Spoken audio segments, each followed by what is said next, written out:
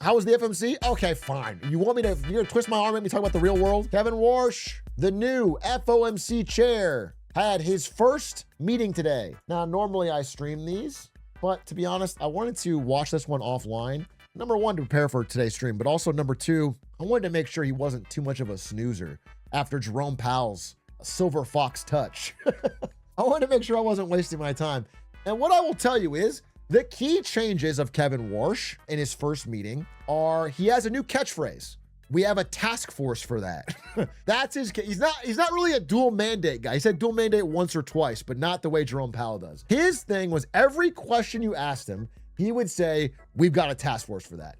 He announced a lot of task forces that they're going to be creating at the Fed to handle different things like communications and data collection, et cetera, et cetera. That was one aspect of it. The second aspect of it is he did a much, much shorter prepared statement. He really cut down, he trimmed the fat. All meat, no veggies. I don't know a better way to say it. And then also the parts I liked. The parts I liked are he really emphasized that the way the Fed collects data is very slow and very laggy. It's a lot of old surveys that get low responses and are very much out of date. This is the thing I've been screaming from the rooftops for like 15 Fed meetings now. This is a very, very true statement, and I'm very glad he said it. He was pretty open and frank and honest about it, that they need real-time modern data collection, the way that like a CEO of a company might have, where you get like live, up-to-date. That's good. So that was a really genuinely good thing he said. The second genuinely good thing he said is that when you're the Fed chair, which is what Kevin Warsh is, you have actions, right? You can raise or lower interest rates,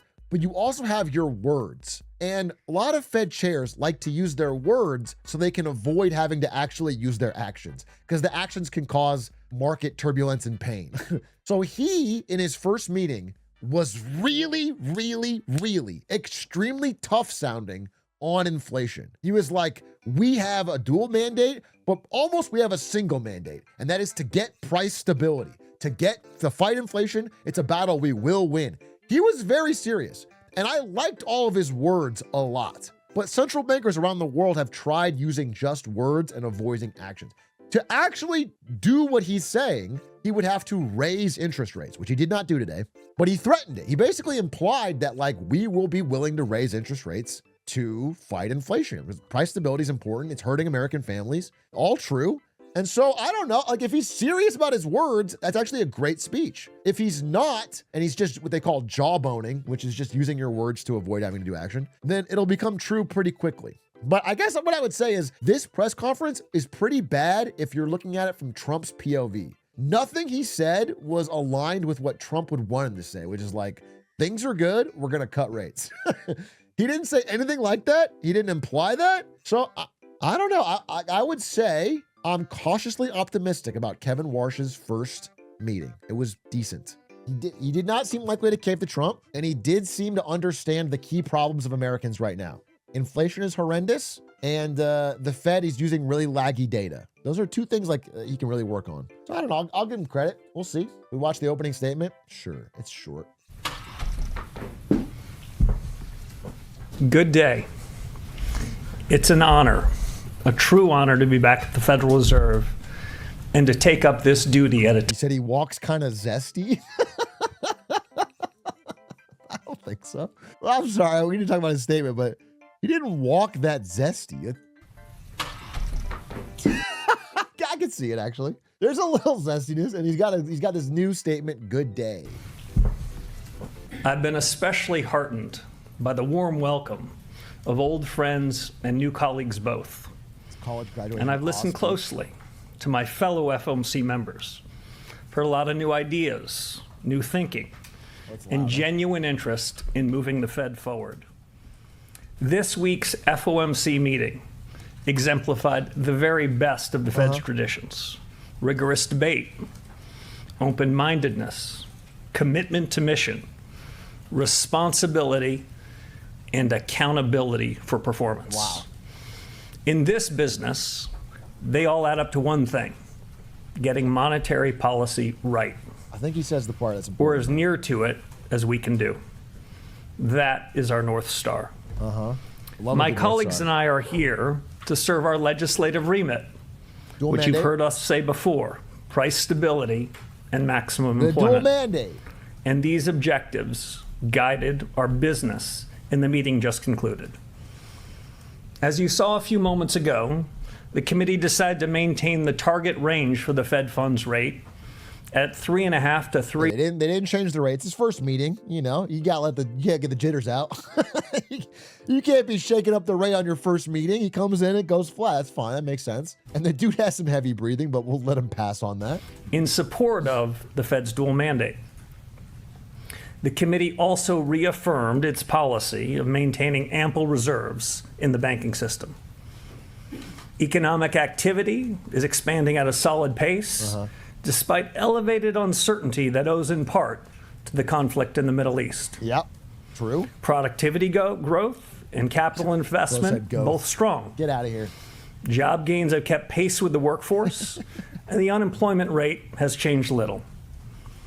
We recognize that inflation has been running well ahead of the Fed's long-stated inflation goal. Okay, this is the big statement. He talks about inflation. Again, listen, when you're a Fed chair, you can either talk about inflation or you can talk about jobs.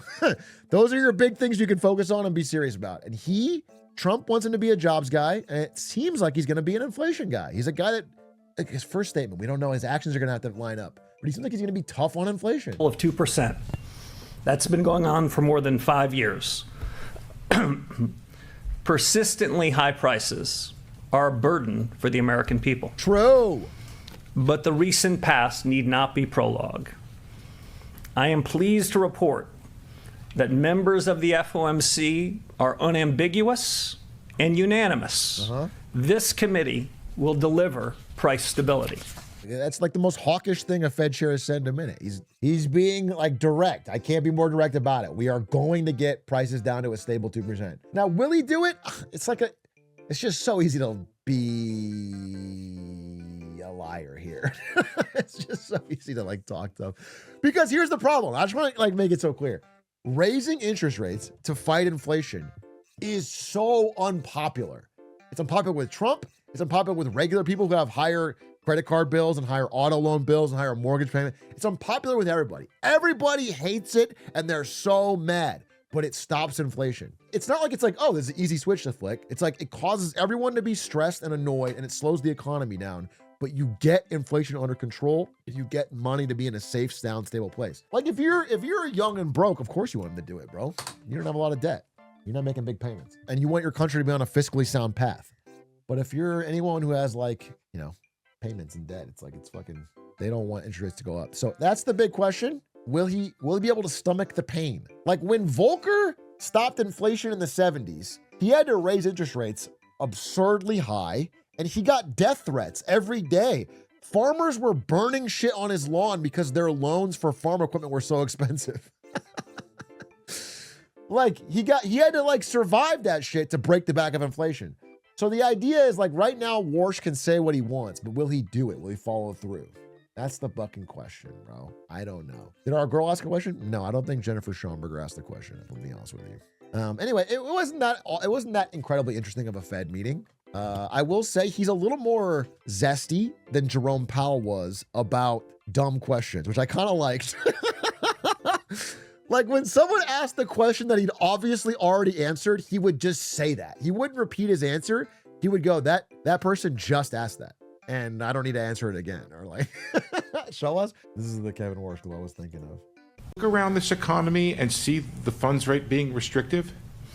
So that's your second question. I'm going to give the same answer that I gave before. I'd say as I think about the conduct of policy, what matters is what's the effect of policy. Not what do we say, but what happens. And the best way I can describe that's so. He's got a little bit of snapback to him. It's uneven. I do see some restrictiveness in things like housing. It's hard to use those same words anywhere else. I'll just make one other point. You talked about one of our dual mandates on the employment side. I don't believe that we have a cruel choice. I don't share the view that was expressed a few generations ago that Federal Reserve chairmen show up at a podium like this and say, you got to choose. And you're going to have to decide whether you're willing to tolerate higher inflation to put more people at work. You do got to do these things. I don't believe in that. What I believe is if we do our job, we can make strong growth, low prices, and strong employment. Like, that's just talk, you know? It's like, I believe if we do our job right, it's like the student council president.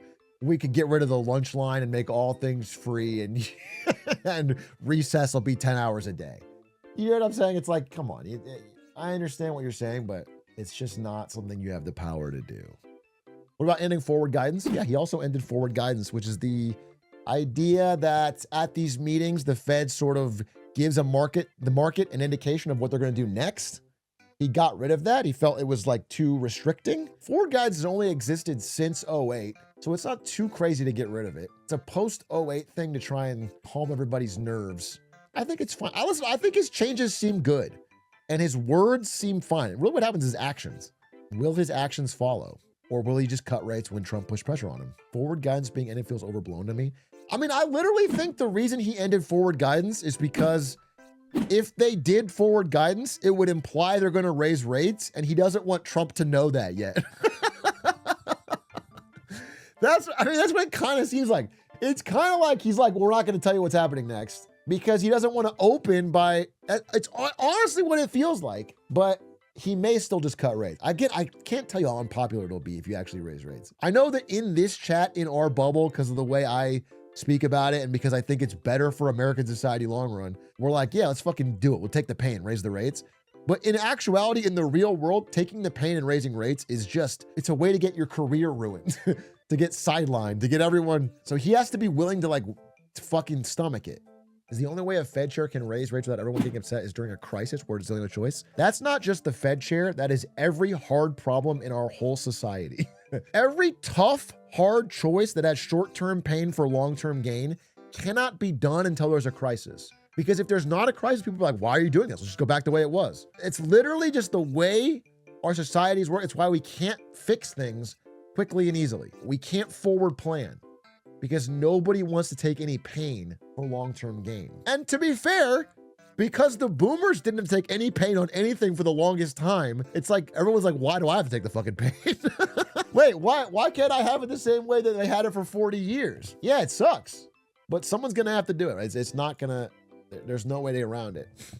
How would the Fed chair force the board to vote for rate cuts when it doesn't make sense? It's a big question. It's the big question, but I'll have you know that the Fed chair's recommendation has never been not voted on in the past. So theoretically, if he wanted it, he could get it. That's all I can tell you. But it sounds like he doesn't want to lower rates.